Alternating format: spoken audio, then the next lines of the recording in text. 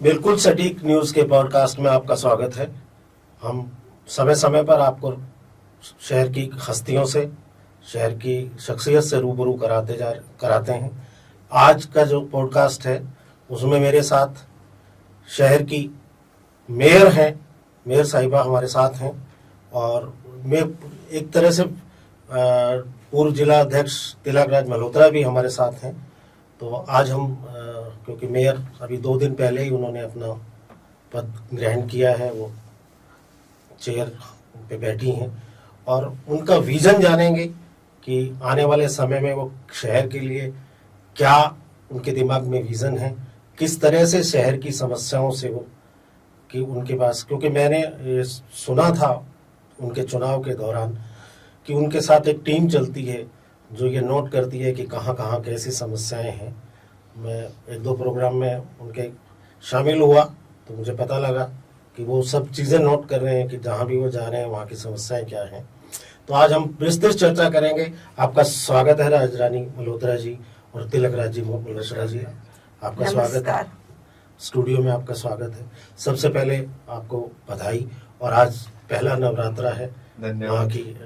माँ की असीम अनुकंपा है, और आप भी एक महिला हैं, तो बिल्कुल आपका स्वागत बनता है मेयर होने के नाते और एक महिला होने के नाते। नव वर्ष 2082 की बिल्कुल सभी को शुभकामनाएं। आज संवत भी है, तो आपका स्वागत है BSN के स्टूडियो में।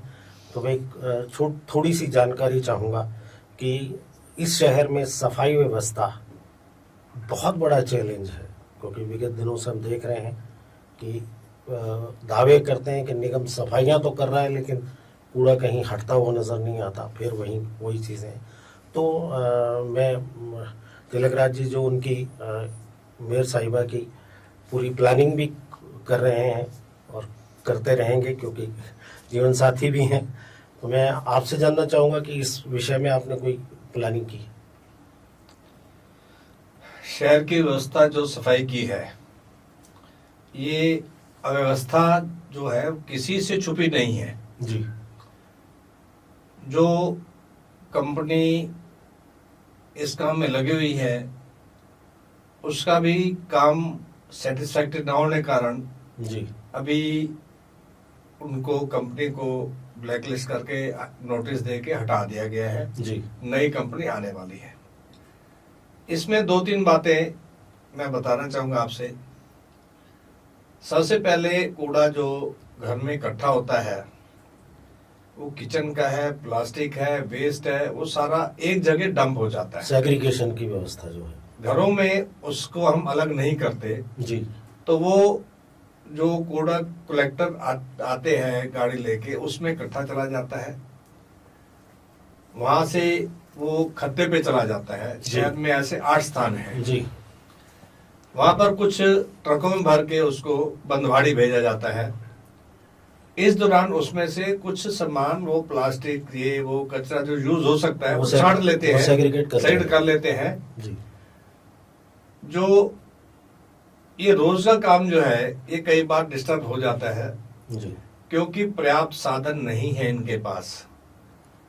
2 जोन में तो नगर निगम के कर्मचारी हैं, 2 जोन ऐसे हैं जिनमें नगर निगम कर्मचारी ने ठेका व्यवस्था है जी।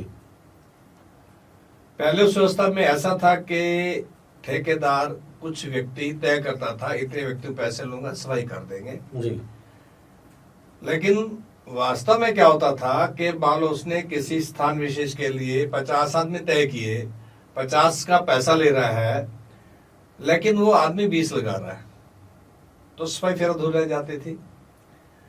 अब जो जानकारी मैंने ली है उसमें यह है कि उनको एरिया की सफाई के बोला गया है कि आपने इतने पैसे में ये एरिया साफ करना है, आप अपनी मर्जी से कर्मचारी लगाइए, लेकिन हमें सफाई चाहिए। लेकिन उसमें भी कोताही दिख रही है। बिल्कुल, मतलब अप टू द मार्क नहीं है कि उसने कितना कर्मचारी लगाए नहीं लगाए। कर्मचारी लगाने की बात आ नहीं रही, उसको इस स्पेसिफिक एरिया का ठेका दिया गया, तुमने ये एरिया करना है, उसके पैसे मिलेंगे उसको। एक ये भी बहुत बड़ी ड्रॉबैक है, क्योंकि इस पे जो निगरानी होनी चाहिए वो प्रॉपर नहीं है। तो इसमें निगरानी के लिए जो सबसे बड़ी चीज हो सकती है क्योंकि 2 साल से निकाय चुनाव नहीं हुए थे, 2.5 साल से। जी। अब पार्षद आ गए हैं फील्ड में, जी तो कुछ उनकी भी जिम्मेदारी बनेगी, कुछ लोग उनको शिकायतें भी करेंगे, तो हो सकता है वो प्रॉपर करेंगे। और नगर निगम इस पे कोऑपरेट करने को तैयार है, तो वो सारी बातें आएंगी।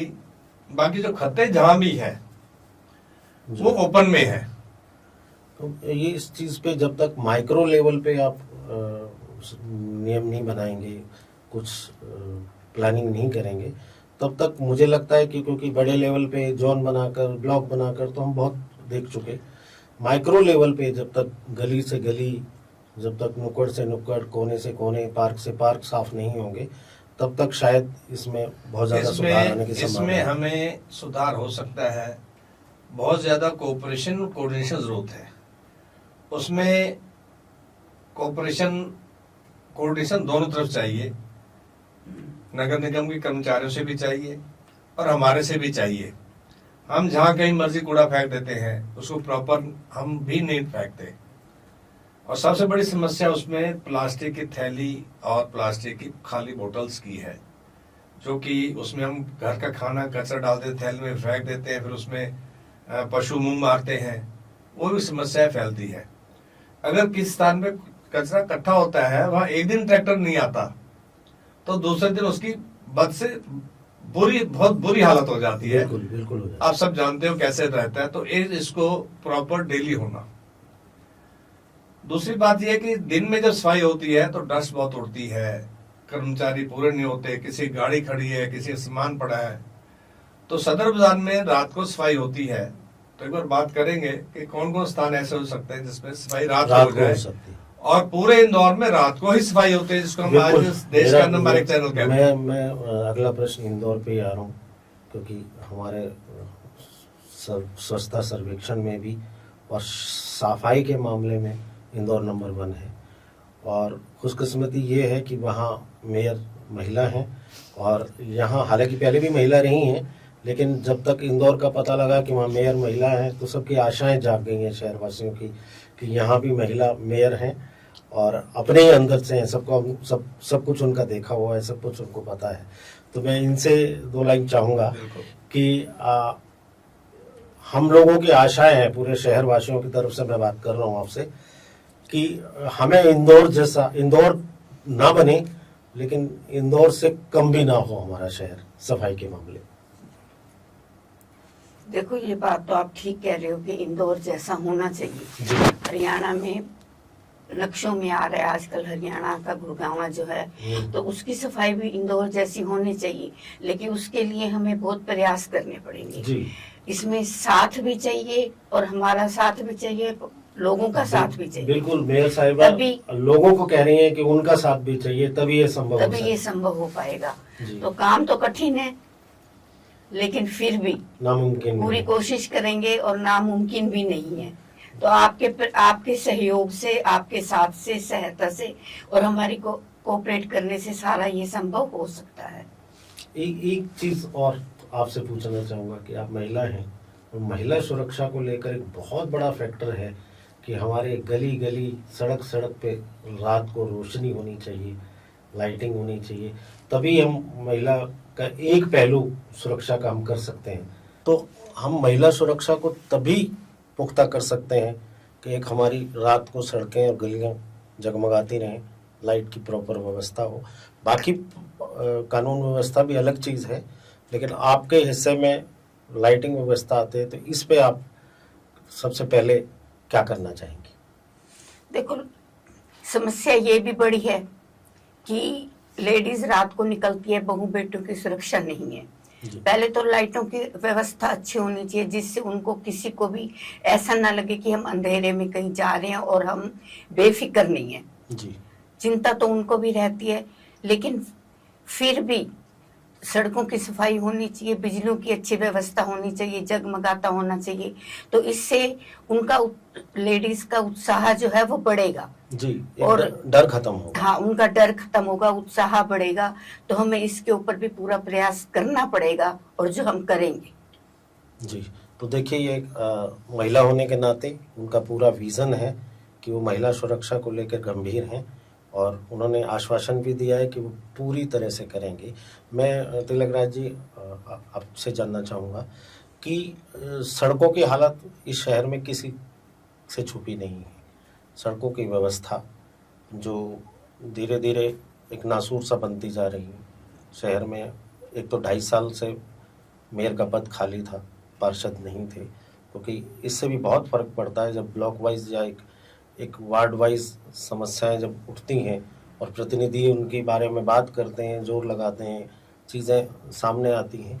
तो 2.5 साल से ये देखने वाला भी करने वाला भी कोई नहीं था, और सरकारी तंत्र जैसा भी है सबको पता है, उसके बाद मैं ज़्यादा नहीं करूँगा कि अब इन सड़कों को लेकर कोई आप आने वाले समय में कोई प्लानिंग या किसी अधिकारियों से आपकी चर्चा हुई?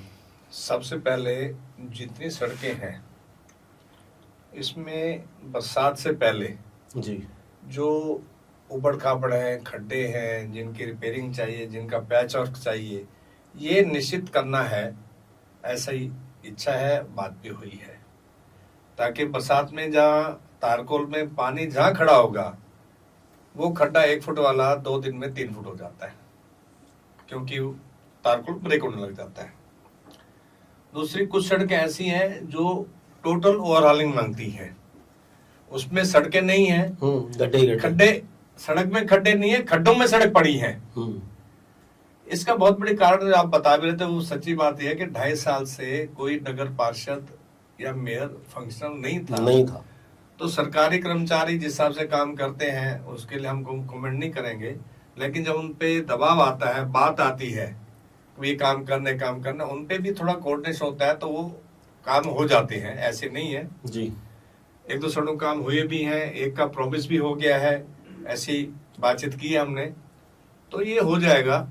लेकिन जहाँ सड़कें नई बननी है, जिनको बिल्कुल कारपेटिंग नहीं चाहिए, उसमें थोड़ा हो सकता है कि टाइम ले ले, लेकिन पैचवर्क की तरफ मेरा पूरा ध्यान है, ताकि बरसात से पहले छोटे खड्डे जो हैं और जो चैम्बर सड़कों पे पड़े हैं टूट फूट में, वो दोनों रिपेयर हो जाए, ताकि बरसात में पानी के अंदर कोई गिर ना जाए उस चैम्बर में।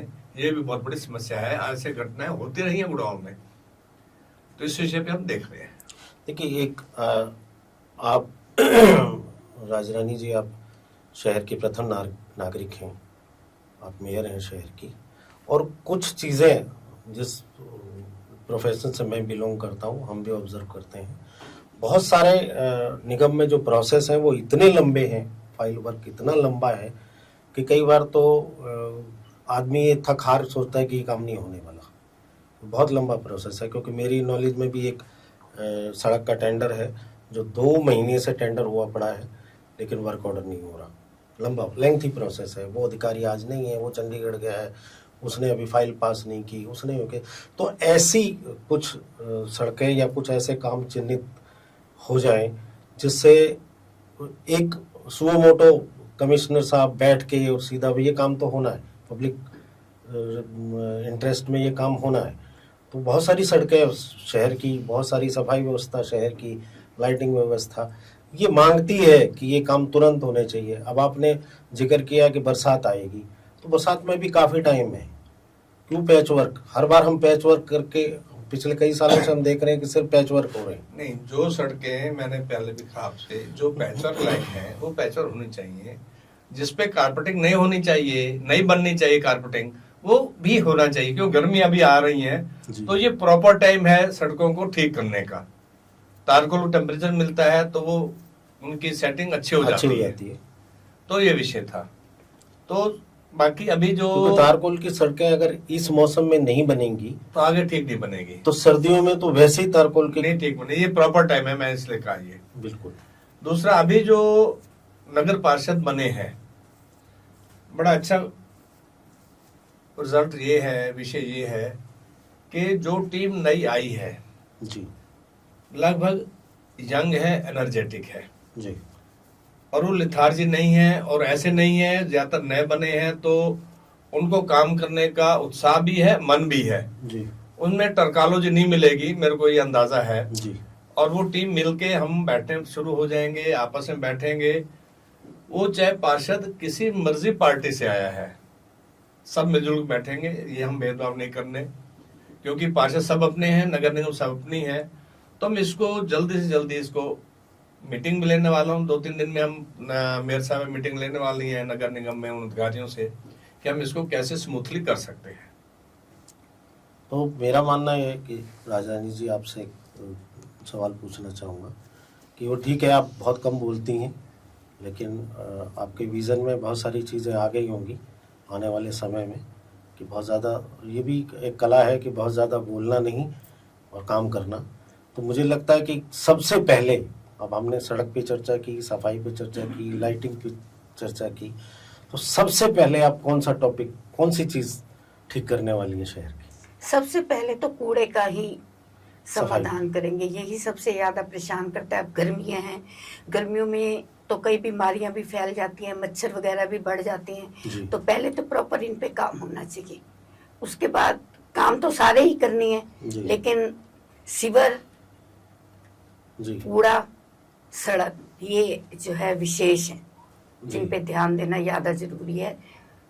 हाँ, एक और एक समस्या है आवारा पशुओं की, हाँ, जो कूड़े की पॉलीथीन भी खाती हैं, गायें हैं।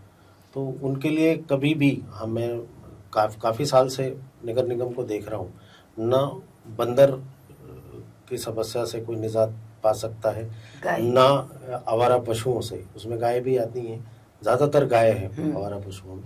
तो उनके लिए हालांकि गौशाला बना रखी है, लेकिन अब पता नहीं गौशाला में कहाँ की गाय आती हैं, ये आवारा पशु तो ऐसे ही घूम रहे हैं।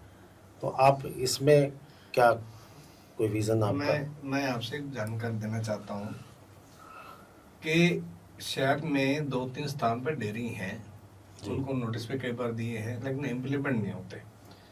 जो सबसे बड़ी समस्या का स्थान है मैं बता देता हूँ, जहाँ लेडी फातिमा स्कूल है न्यू कॉलोनी के पास, उस चौक से लेके और मदनपुरी की गली नंबर 1 तक, नेहरू नगर से आप समझो, गली नंबर 1 से लेके और लेडी फातिमा स्कूल के जो पार्क बना हुआ है वहां से लेके, यहाँ पशु ज्यादा होते हैं। कई बार एक्सीडेंट भी होते हैं, क्योंकि एक आदमी खाना डालने आया है, कुछ चारा डालने आया है, तो पशु नेचुरली भागता है उधर जी। और इतने में कोई बच्चा यंगस्टर तेज मोटरसाइकिल पे आ रहा है, जी जब पशु भागता है तो वो कंट्रोल नहीं हो पाता, एक्सीडेंट लग जाता है। जी। ये आवारा पशु नहीं है, ये सब पालतू पशु हैं, ये पालतू छोड़ गाय दिए हैं। जाते हैं, लेकिन ये सवेरे उनसे दूध लिया और छोड़ दिया, और शाम को दूध है फिर उनको इकट्ठा कर ले जाता है। पिछले सप्ताह वहां एक कर्मचारी खड़ा रहा, उससे मेरी कल बात भी हुई। वो लोग गौ सेवा तो करना चाहते हैं, जब उसको फोटो लेने लगे तो उसने मुंह भी ढक लिया और मोटरसाइकिल के उस सज्जन ने नंबर प्लेट पे भी हाथ रख लिया, आगे मेरा फोटो ना खींचे। तो उसको समझाया उस सज्जन ने, जो कार्यकर्ता था नगर निगम का कर्मचारी। तो मेरी सबसे प्रार्थना ये, हम गौ सेवा करना चाहते हैं, हम कुट्टी की दुकान से 1 नंबर गली से कुट्टी खरीदते हैं और वो अपना बोरा जो है सड़क के किनारे पे डाल देते, वहां उल्टा कर देते हैं। वो सेवा की वजह से नुकसान ज्यादा कर रहे हैं। अगर मान लो वहां एक सज्जन भी जख्मी हो गया तो आपके जो पाप आप धोने जा रहे हो सो कॉल्ड, वो तो कई गुना बढ़ गए। तो मेरी प्रार्थना ये है कि हम अगर गौ सेवा करना चाहते हैं तो सामान खरीदें। 2-3 गौशाला है नजदीक हमारे शहर में, तो वहां गुड़ दे आए, वहां चारा दे आए, वहां सूखा तोड़ा दे आए, तो ये सेवा करें तो ज्यादा अच्छा रहेगा। इसकी वजह हम सड़क किनारे डालें, और सड़क की गंदी भी होती है, गंदगी फैलती है, गोबर फैलता है और एक्सीडेंट भी होते हैं। मेरी सभी लोगों से प्रार्थना है कि सस्ते में आप पुण्य मत कमाइए, थोड़ा सा मेहनत आगे कर लो, पुण्य ज्यादा अच्छा मिलेगा, पाप नहीं, पाप भागीदार नहीं बनोगे। कम कमा लो, पुण्य पर अच्छा कमा लो। बस। तो मैं एक समस्या जो वो बाएं खड़ी है, हम जिस गली में गुजरते हैं अतिक्रमण, लोगों ने घर के बाहर रेलिंग बना रखी है, वहीं उनको पौधे भी उगाने हैं घर के बाहर ही, फिर गाड़ी भी खड़ी कोई रोटी भी रखनी है, सब काम वहीं करने हैं। तो इसके लिए मेरे ख्याल से नगर निगम के अधिकारियों के पास तो कोई टाइम नहीं है। शायद किसी ने जाके किसी गली में देखा हो, लेकिन अब आप, क्योंकि आप यहीं के रहने वाले हैं, यहीं पले बड़े हुए हैं, यहीं आपने सब कुछ देखा है और उस एरिया से आते हैं जिसे हम ओल्ड गुड़गांव गढ़ कहते हैं। नई गुड़गांव की अलग तरह की समस्या है, उस एरिया से आते हैं और ये चीज़ें छोटी छोटी समस्याएं हैं, हालांकि बहुत ज़्यादा बड़ी नहीं है। अगर एक बार भी एक दिन भी ये अधिकारी निकल जाएं कहीं तो बहुत सारी समस्याएं इस बात पे हल हो जाएंगी। तो मेरा मानना है कि इसके लिए भी कोई आपके पास अधिकारी अगर तय कर ले तो अगर एक दिन में 4 गाय पकड़ के गौशाला ले जाए तो गौपालक अपने आप गाय नहीं छोड़ेंगे। लेकिन क्या है, वो उनको जुबानी कह के चले आते हैं, वो कहते हैं हाँ जी बाबूजी नहीं छोड़ेंगे। तो ये समस्या है, लेकिन आप इससे निपटोगे कैसे? वो मेरा जानने इसके का मेरा प्रश्न है। इसके लिए या तो हम भी उस लेवल पे चले जाएं, जो गौ सेवक दल बने हुए हैं उनसे कहें जी उनको उठाओ, फिर क्लैश होगा, झगड़े होंगे, तो उनको भी अवॉइड करना चाहिए और ये समस्या भी हल करनी चाहिए। या जो गौपालक है उनको बैठा के समझाना चाहिए, भाई तुम छोटी लालच में आके भाई गौ बाहर से चर के आज हम दूध ले लें, ये ठीक नहीं है। ये भी बात हो सकती है, लेकिन वो कितना मानेंगे लोग स्वार्थ में, ये विषय अलग है। मुझे रामायण की एक लाइन याद आती है, भय बिन प्रीत न होई राम। तो आप समझते हैं कि बैठाने से और समझाने से समझ जाएंगे। उसी के बाद तो समुद्र ने रास्ता दिया था। तो ये रास्ता मैं भयंकर से बताया आपको कि एक दिन वो व्हीकल मंगा के 4-6 के अंदर डाल दे जाए, काटरपुर गौशाला वहां छोड़ दी जाए, जुर्माना देकर ले आएंगे। फिर तो अगर ये कार्यक्रम हफ्ते में एक दिन भी हो जाए लगातार तो शायद से निजात मिल जाएगी। बहुत बड़ा नुकसान हो रहा है। मैं आने वाले समय में ये समझूं कि कुछ देखने को मिलेगा। हम प्रयास करेंगे, कार्यकर्ता जो अपने कर्मचारी हैं नगर निगम जो इस विषय को देखते हैं उनसे मिल बैठ के बात करेंगे। मैं तो उसी मोहल्ले में रहता हूँ, वहां से आना जाना होता है, लेकिन पिछले 1 महीने से और कल मेरे को जो दिखा बहुत जमीन अंतर था। आज सवेरे केवल एक पशु था, उसमें एक सज्जन उसके आगे कुछ डब्बे में खाना डाल रहे थे, डब्बा उल्टा कर रहे थे वापस उसके आगे। तो नहीं तो सवेरे उसमें 10 बजे के आसपास तो बहुत रश होता है पशुओं का। आज थोड़ा कम दिखा हमें, ये मेरा आज का अनुभव है वहां का। मैं राजरानी जी आपसे पूछना चाहूँगा कि घर तो आपने बखूबी संभाला है, अब ये बहुत बड़ा घर मिला है आपको, आप मेयर बनी है तो अब वो घर की बजाय, फैमिली की बजाय शहर का विज़न आपको बड़ा करना पड़ेगा। तो आपने भी कुछ सोचा है कि किस तरह से आप शहर को ठीक करने का काम करेंगी? देखो, ये बात तो है कि लेडीज जब अपने घर परिवार बच्चों को संभाल लेती हैं तो वो एक नगर निगम को भी संभाल सकती हैं। छोटी इकाई है तो बड़ी इकाई उसके बाद संभाल सकती हैं। हाँ, ये है कि उसका एक्सपीरियंस नहीं होता, उसमें थोड़ा टाइम लग जाता है कि उसको कैसे किया जाए। अब ये जानवरों का काम है जो इधर उधर घूम रहे हैं, ये भी सबके प्रयास से होंगे जी। ये भी एक लोग कोई नहीं कर सकता।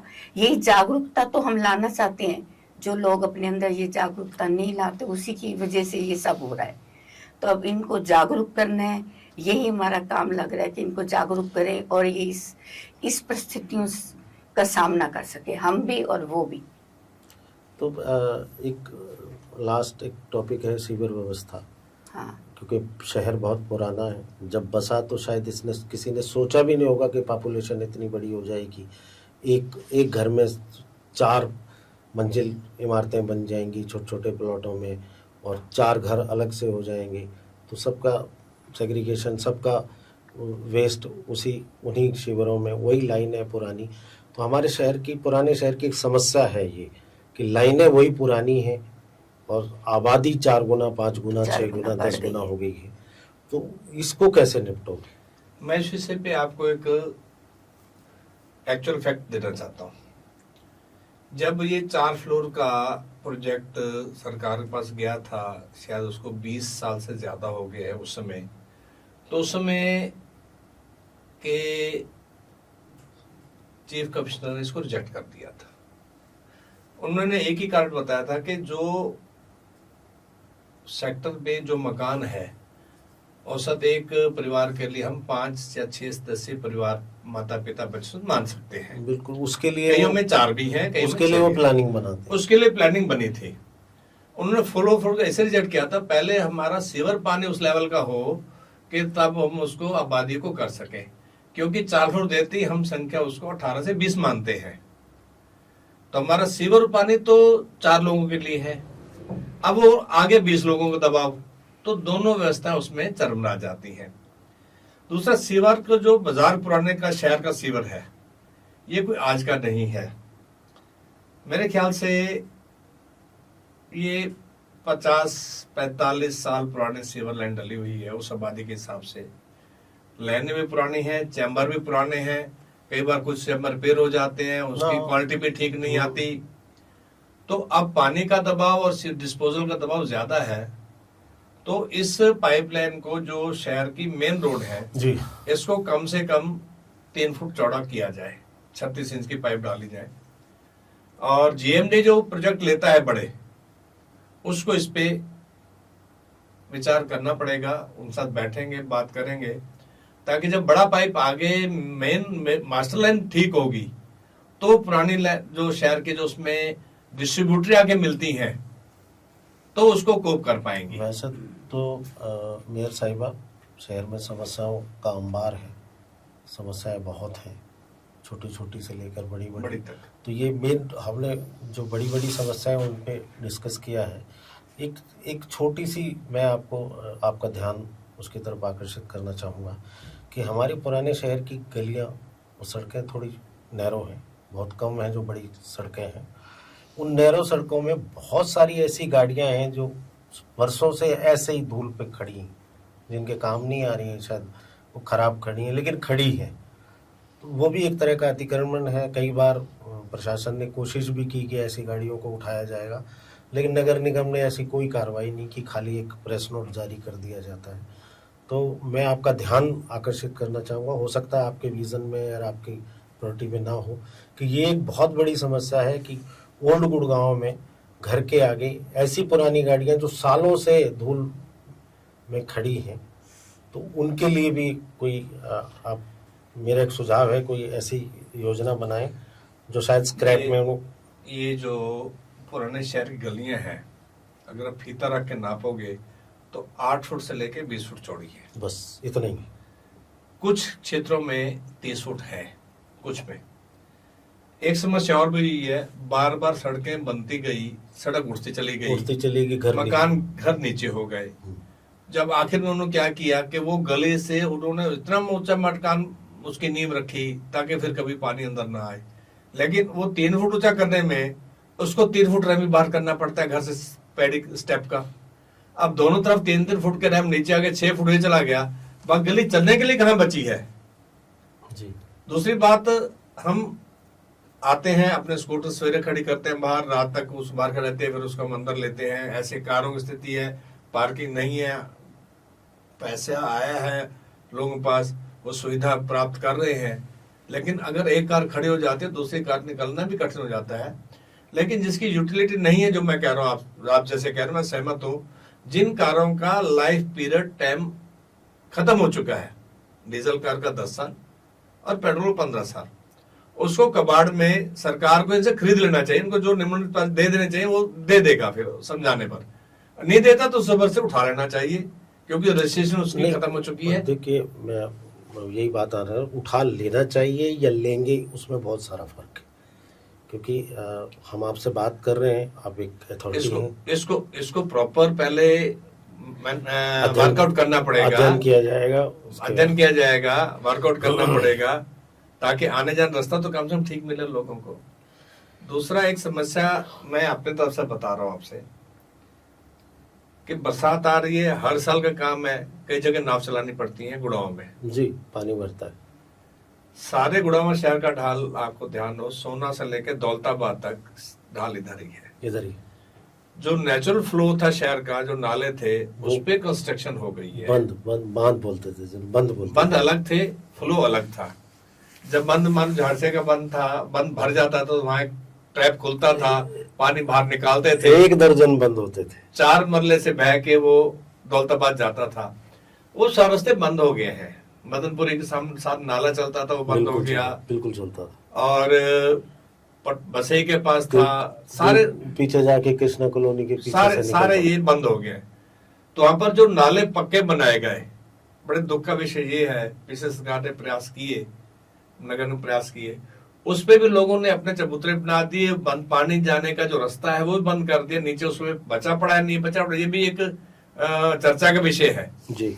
तो इसको भी ठीक करना चाहिए, ताकि बार बार हर साल समस्याएं आती हैं, फिर पत्रकार बंधु भी उस पे नाव चलाते हैं, अपनी टिप्पणी करते टिप्पणी भी करते हैं। जायज भी है।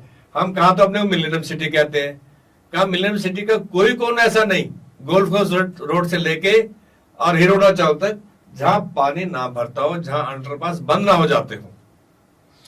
तो इस पे भी एक मास्टर प्रोजेक्ट है जो काम करना चाहिए। देखिए, हमने शहर की बहुत सारी समस्याओं पे दर्शकों ये काम बात की है और मेयर साहिबा को अवगत भी कराया है और उनके विचार भी जाने हैं। उन्होंने स्पष्ट तौर पे कहा है कि अभी मैं एक फैमिली चलाती थी, अब बड़ी फैमिली मेरे पास आई है, थोड़ा वक्त लगेगा मुझे ये सारी चीज़ें समझने में और ठीक करने में। तो जब वो थोड़ा वक्त हो जाएगा, एक बार मेयर साहिबा को फिर हम आपका प्रेस स्टूडियो में बुलाएंगे और उनसे पूछेंगे कि अब थोड़ा वक्त हो चुका है, इतना काम हो गया, इतना काम हो गया और क्या विजन है, क्या प्लानिंग है। इसी के साथ मैं मेयर साहिबा आपका स्वागत फिर एक बार तहे दिल से शुक्रिया अदा करना चाहूंगा कि आप मेरे स्टूडियो में आए BSN के, और फिर बहुत जल्दी हम आशा करते हैं कि बहुत जल्दी मिलेंगे, एक नए विजन और एक नई पॉजिटिविटी के साथ आश्वासन दिया हमें। तो एक बार फिर हाजिर होंगे। धन्यवाद। आपके अपने वस्त्रम शोरूम में आपका स्वागत है। यहाँ आपको मिलेगा शादी के लिए बेहतरीन कलेक्शन, चाहे वो पुरुषों के लिए हो या महिलाओं के लिए। पारंपरिक प्रतिधान से लेकर मॉडर्न डिजाइन्स तक हमारे पास है एक शानदार रेंज जो हर खास मौके को और भी खास बनाए। और साथ ही आपको मिलेगी फ्री कस्टमाइज्ड टेलरिंग सर्विस, ताकि आपका हर आउटफिट आपकी परफेक्ट फिट में हो। वस्त्रम शोरूम शहर के प्रमुख स्थानों से जुड़ा हुआ है, चाहे आप किसी भी दिशा से आ रहे हो। यहाँ पर बड़ी और सुरक्षित पार्किंग सुविधा भी उपलब्ध है, जिससे आपको गाड़ी पार्क करने की चिंता नहीं करनी पड़ेगी। तो इंतजार कैसा, आइए और अपनी शादी के सपनों को हकीकत में बदलें हमारे साथ, सिर्फ वस्त्रम पर।